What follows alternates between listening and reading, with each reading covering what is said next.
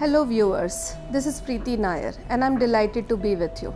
It's 8th of March, International Women's Day, and the theme of 2021 International Women's Day is Women in Leadership, Achieving Equal Future in the COVID-19 World. When women are leaders, we see positive results, and today young women are taking up so diverse issues. It may be online or on the streets, talking about social justice, women empowerment, or maybe climate change. So the least we can do is discuss about how we can enhance these women as future leaders, talk about what are the different qualities a women leader should have, and also understand the women's role in tackling the COVID-19 pandemic. I welcome you each one to today's rendezvous with Dr. Geetika Patel, Governing Body Member and Medical Director, Parul University. And we are honored to have her presence and have her opinion on today's women leaders and also understand her perspective on how women tackle the COVID-19 pandemic. Welcome to this show. So talking about women leadership, it has been observed in past that women were also leaders. Maybe to give few examples like Rani Lakshmibai or Sarojini Naidu or Queen Elizabeth or maybe Margaret Thatcher. So what according to you is a women leadership in the changing facets of today's world? Hi Preeti. Yeah, so you know what, I was reading this article a couple of days back, and it very interestingly mentioned that certain scientists have researched that the brains of women are wired for leadership. And as very correctly mentioned by you, that over the ages we have seen that women have been exemplary leaders.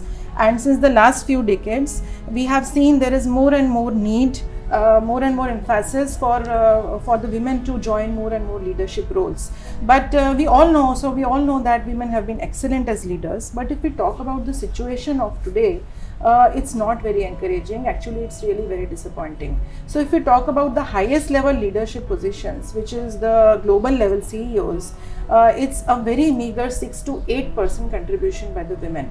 And if we come a bit lower to the middle level leadership positions, which includes the senior management roles, it is only 25 to 30% contribution by the women as leaders. So this situation suggests that a lot still needs to be done to bring in more and more women in the leadership positions. So what do you think about these statistics? I totally agree to your opinion in the way of statistics, because we see a strong rise in the leadership position taken up by women, maybe in corporates or maybe industries or maybe as an entrepreneur.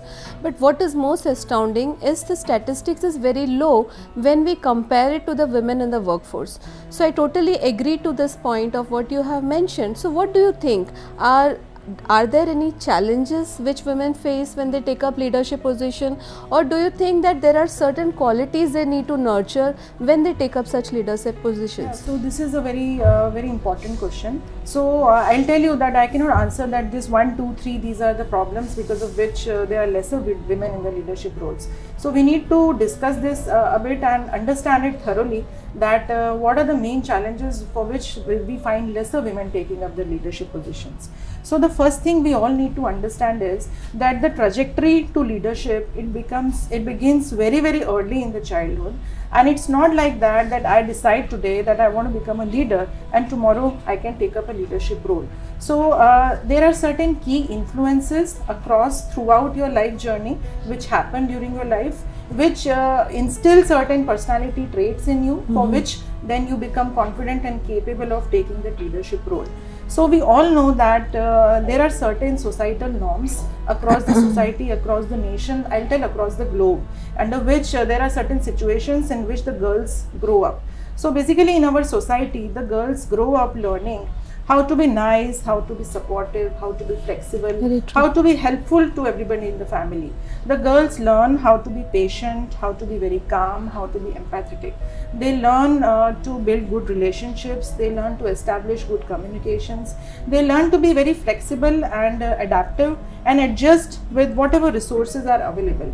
So basically these are the qualities which are nurtured in a girl right from the beginning of her childhood, and they instill certain personality traits which are of course very positive.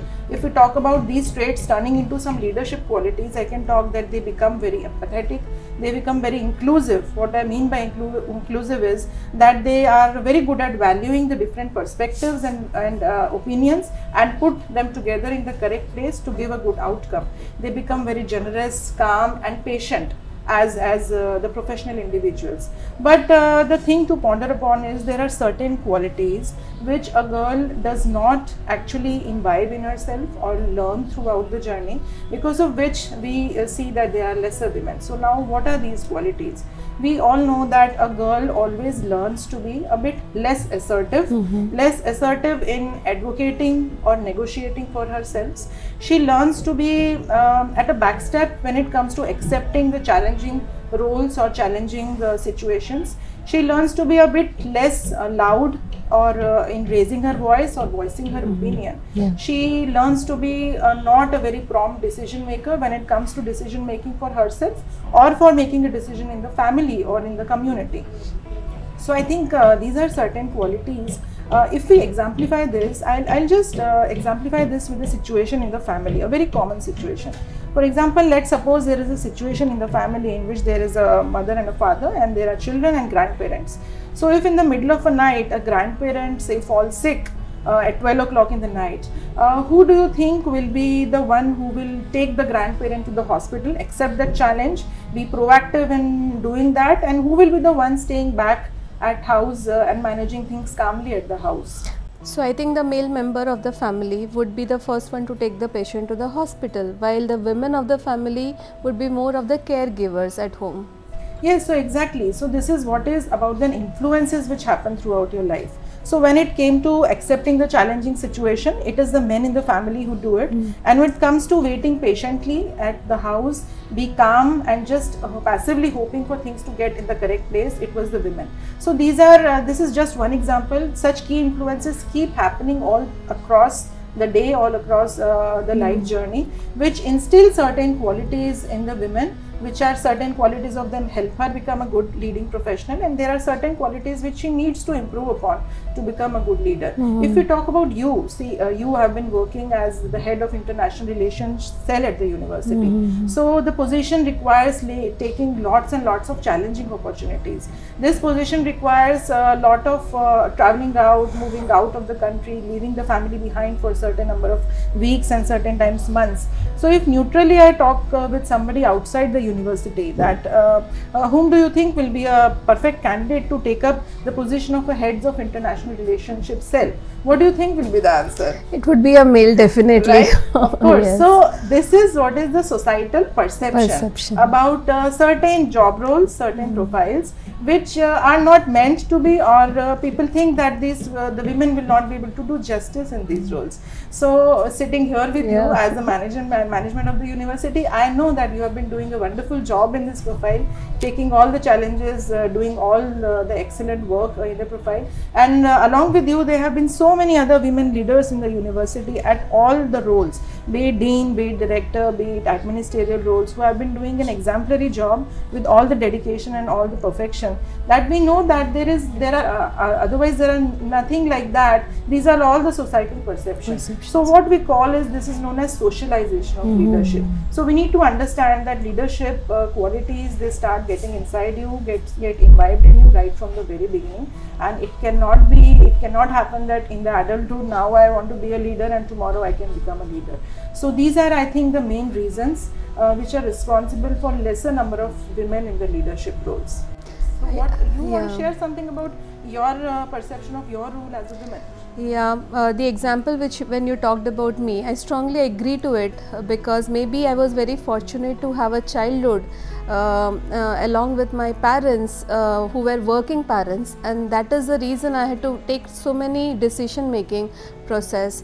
I had to take so many responsibility right from my childhood, which maybe develop the leadership skills in me from the childhood stage itself. So I agree with you on the social transformation, where the perception among people has to be changed. Maybe you know, when we consider Hindu mythology, Goddess Sita is known for her patience, Goddess Saraswati may be for the wisdom, and Goddess Kali to drive away the atrocity or the evil forces. But today I think more is the times where we have to have all the trio as one, as a new woman, to emerge as a woman leader, while at the same time keeping alive the women qualities of a mother or a daughter. So as you rightly pointed out, there are challenges, but ultimately we also need the qualities to be imbibed into young women to become a leader for today. This International Women's Day is more based on the COVID-19 pandemic leadership among women, and we have exemplarily known that Parul Sevashram Hospital under your leadership has very clearly and very impressively handled the pandemic of COVID-19 in a very efficient manner. So can you throw us some light on how you managed to take this pandemic on its face value with your team and medical practitioners? It would be very interesting for our viewers to know. Yeah. So very correctly mentioned that this COVID pandemic situation was one of the most challenging situations which we faced as doctors, as managers, as administrators, as educationalists, and in on roles. I personally feel that as a leader, it's very, very important to stand very strong and tough, especially in difficult times and in times of crisis. When you are a leader, it's very important that you don't backstep when the society, the country really needs you. So as a leader, it's very important to make a point to proactively, deliberately come into action in times of difficult situations, and that is what I felt like doing right on the first day when the pandemic was declared. Also, as a leader, it's very important to understand that any difficult situation shall be taken as an opportunity for you to grow your organization as well as grow yourself individually, because there are so much of learning opportunities in difficult situations which then help you further when you deal with such situations ahead. So, and as very correctly told by you that as a leader, it's very important to understand that a leader can never perform alone. She or he needs to have a very, very strong backup of a team which understands the vision and inclination of the leader and translates it into action. So I was really very fortunate to have a very strong team. If I talk about the administrative team, I had two women in the administrative team who worked 24/7 during the COVID pandemic. Their families of course suffered, a lot of other things suffered, but they took this challenge and they worked 24/7 in the situation to make sure the things are done. If I talk about the doctors, yes, definitely there were equal representation by women. And if I come to the cadre of the caregivers, the people who actually stayed back with the patient, we know that they were 90% of them were nurses, and 90% of the nursing population is contributed by the girls and the women.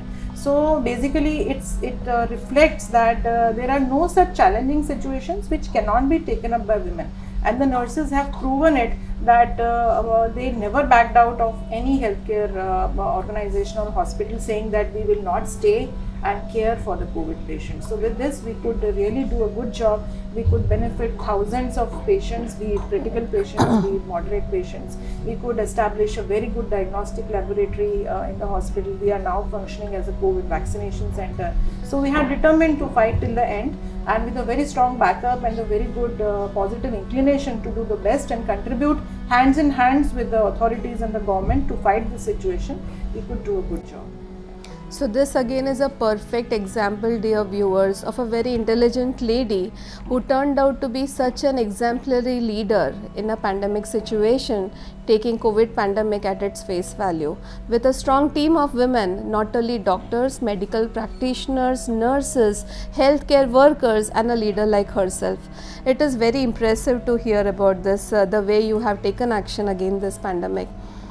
I have also seen that Parul University and you as a leader has not only grown in your own way, but also inclusivity is also a part of your domain. I have seen that along with your leadership, you have taken along with you many other women of Parul University to grow in their own way.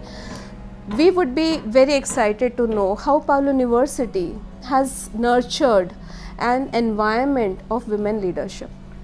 So yeah, Preeti, this is again a tricky thing. I always believe that the class of women we are talking about, who are educated, who are already aware of their rights, responsibilities, they don't need empowerment or upliftment. Yes. But yes, as a university, we have always made sure to provide the requisite support, to provide the requisite opportunities for the women to be placed at the correct positions. We have always tried to give them what they deserved.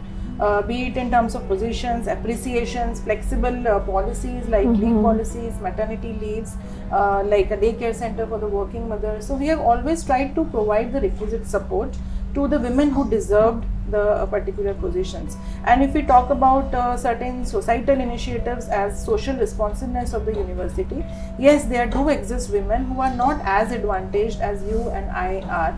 So we definitely try to see that we provide our hands, our extension of support for these women, to provide them to help for livelihood generation, employment, and several other initiatives. So certain examples are the e-rickshaw initiatives in the university. We have e-rickshaws in the campus which are driven by all women. Then we have this livelihood generation projects like a food court stall for the women, in which there are only women who are providing, running the stall. We have a Thali initiative for the livelihood generation and several such initiatives. We also have a women development cell in the university, which keeps doing activities all across the year for the students and the faculty. You yourself are a part of the women development cell. So tell us something about it, sir. Yeah, so agreeing to the point of providing capable women empowerment initiatives in the campus, we also strongly believe that giving training and awareness program on women issues or women capabilities are also something very strongly needed in these times. So under Women's Development Cell, we have various initiatives in we create awareness programs for women, maybe on sexual harassment, or maybe on development initiatives, or maybe on health issues which women regularly face throughout aging process. So these are the different women development activities we not only do on International Women's Day, but maybe throughout the year on various occasions, and give initiatives for young female students also.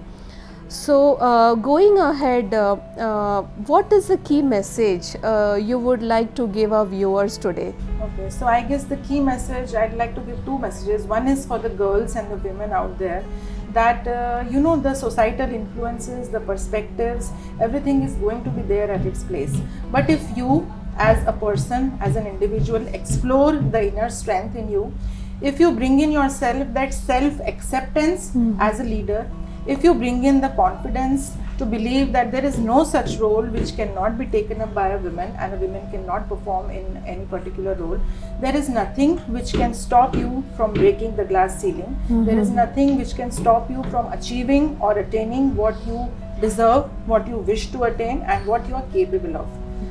The second message I want to give to the society and the other people is that it's really very high time that we come out of these societal perceptions which have locked down in our mind towards certain stereotypes, that there are certain roles to be taken up by women and women do not fit into the leadership positions, and we really start training and teaching our girls in a better way. We try to make them more confident, more bold. We try to make them bolder, prompt decision makers, of course along with training them to be calm, patient, empathetic and generous. And with this, of course, I'd like to wish all the wonderful girls and women a very happy Women's Day. So dear viewers, I'm sure you enjoyed the session. The key words is self-acceptance, and not to get tuned into what the society brackets for you. So dear viewers, once again, happy International Women's Day. Thank you so much.